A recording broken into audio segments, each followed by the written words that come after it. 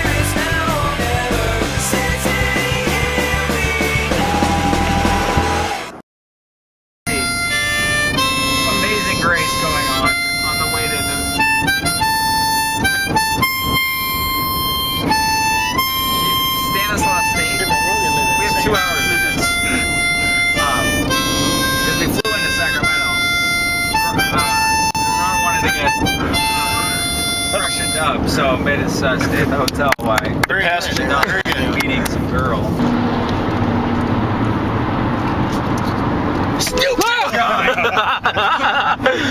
What happened? Good thing there's pastors in here. We almost got hit. I was so need to do that. I've been in 3 car accidents. Save the pizza. Oh, God, you should have done that. Friends, if they're doing it 10 times a day, I don't know if she saved anything for you. I think you might as well just come eat with us. Come home with the pastors. Oh, that is funny. That's damn How's the guy the president go? That big giant church in Newport Beach or Long Beach or whatever? Saddleback. What's the guy's name? Rick Warren. He wears these. He was Obama. Right? He did the prayer of invocation. Yeah, what's his story? He wrote the biggest selling book next to the Bible of all time.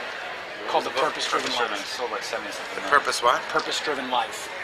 Oh, is he the real deal? I think so. How about the guy who has that big, giant, beautiful church with all the beautiful points? It's a breathtaking church. Where at?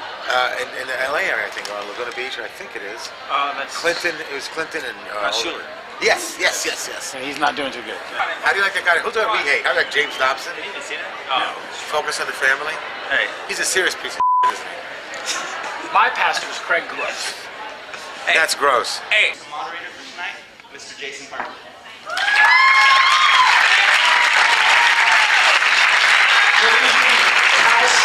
Stanislaw here in Turlock, California.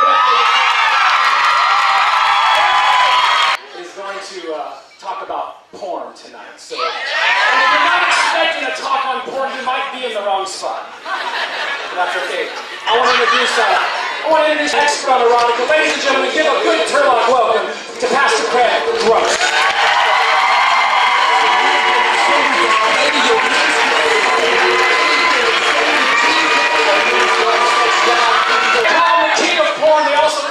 But I call him my friend. Ladies and gentlemen, would you give it up for Ron Jerry?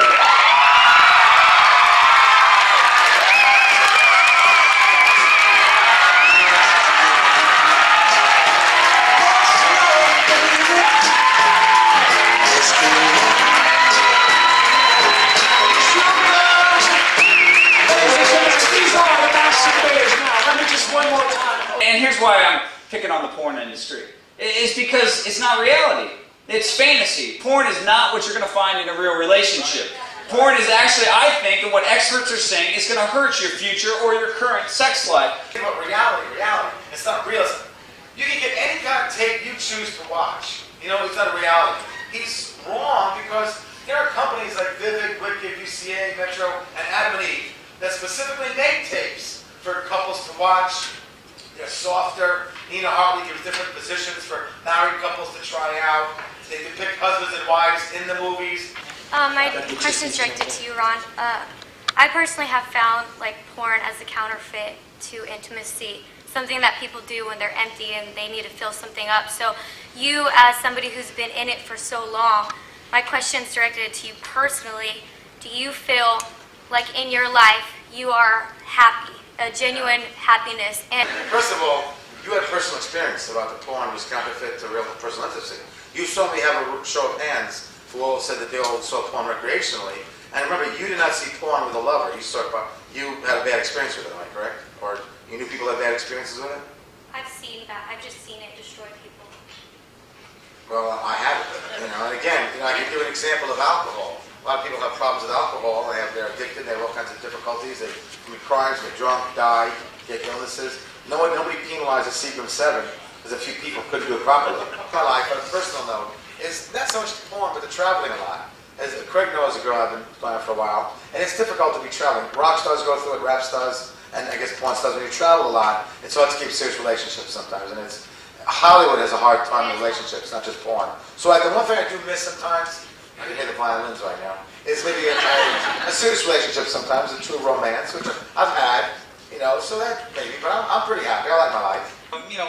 Personally, I've told Ron, hey, I want to do your wedding rather than your funeral. So, I hope he would find that joy that comes from, beyond the sex, but the joy that comes from I think, a marriage and a life with somebody that you live. So, you're all invited to the wedding. Right, he would be there. He would be there. And secondly, I was totally respect everything he's saying. And yes, there are some people that have problems with porn. I'm not going to deny it. It does exist. But the big point I'm trying to stress is it is a vast, vast, vast minority. I have a question for the pastor. You're talking about how things that they're designed to arouse you, they're porn, but you haven't really defined what your goals and what your intentions are. Are you trying to kind of outlaw prohibition style of this pornography, or are you trying to be more of a support, like a Alcoholics Anonymous type of style?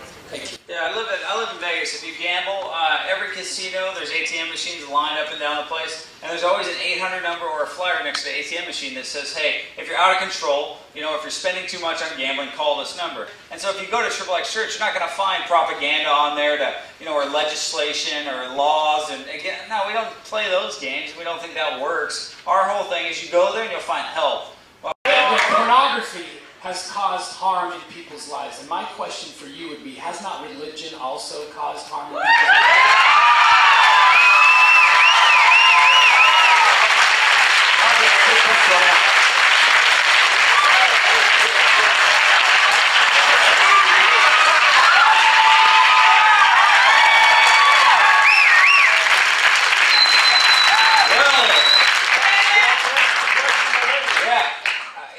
I have a question for you, Ron, just a moment. Normally, seriously, that comes up by a student, and normally they're pissed off when they ask that.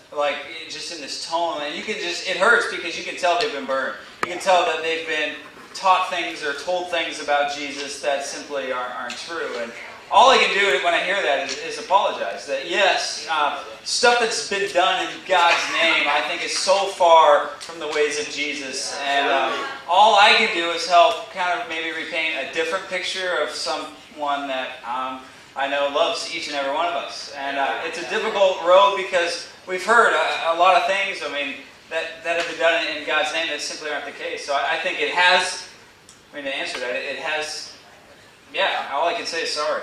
I think one of the great things, Ronnie, come on, buddy. I think one of the great things about what Craig and Ron are both doing is that you can have diverse opinions, but you can maintain a conversation with civility, and that's what both of these men are doing.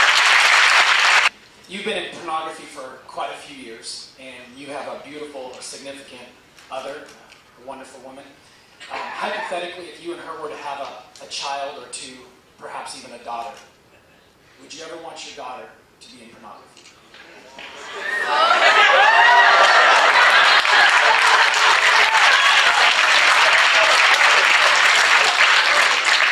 I have a daughter, so if I had a daughter after she's 18 years old and been through college and still chose to do it, I couldn't say no because the first thing I have around to you, well, Dad, you did it. So I only hope she would be sensible about it and shouldn't do kind of what Jenna did. Thank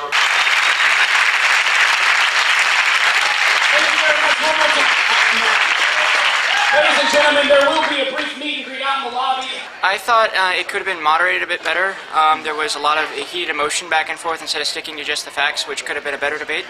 Well, because I mean, I think it's great that there's a place for people who do need help, but I mean, I don't really see that it's a problem for that many people. I personally thought it was great. I was actually here, not on anybody's side, more or less to hear what they had to say.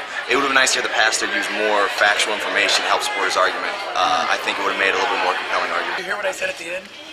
He'll sign Bibles. Craig will want to sign your Bible. Ron will probably want to sign your boot. Anyways, have a good night. Yeah. Hey, what'd you do for Easter? I went to church with Craig for Easter. Sing the song we taught you. I love that. I love that song. Wait, the Redeemer say so, say so. The redeemed of the Lord. The redeemed of the Lord say so, say so.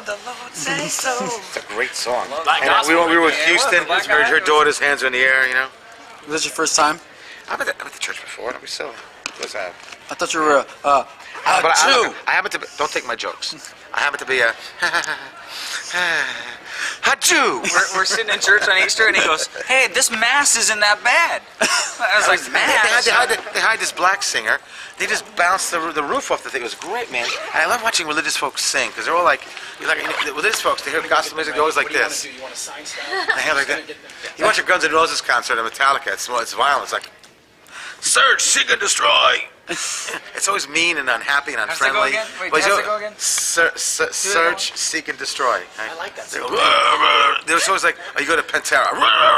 Whereas you go to like gospel. And everyone's doing it. I look around the room going, look. I'm doing it too. You know, everyone is making these smiling faces and going like, religious, Jews, atheists. Yeah, Jesus, and they're saying it's great because like I saw your hands start gospel to music. go It was up there, you know. It's the porn debate, and we're at Sonic, Oklahoma, representing El Clinto here. Friends, people. It is 11:05.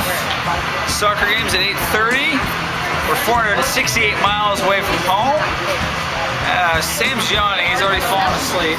Can you dad drive? No.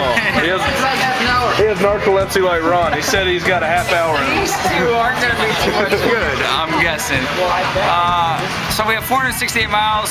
I got to be there at 8:30. Get my coaching outfit on for a under 6 soccer game. Greg's killing it. We are 4 hours away, 267 miles. Steve and Sam have yet to drive. Greg Rose is behind the wheel. I've always wanted to be on a Triple X Church podcast. No coffee to be found in the desert. We got the Q&A time has continued from the porn debate. This is filthy. This drives worse than Ron's mouth. This man, Go ahead, we're keeping Greg away. he had a solid 50 miles on it. Got us through 37. 50 miles. He is responsive. That's funny. Speedball. Oh, 6:32, Steve. We've taken the rental car back. Now in Felicia's car. 2 hours to spare. Greg, you're all right back there? Oh, good. I think I drove about 5-6 hours to get these guys home last night. It's Rachel's birthday today. Happy birthday.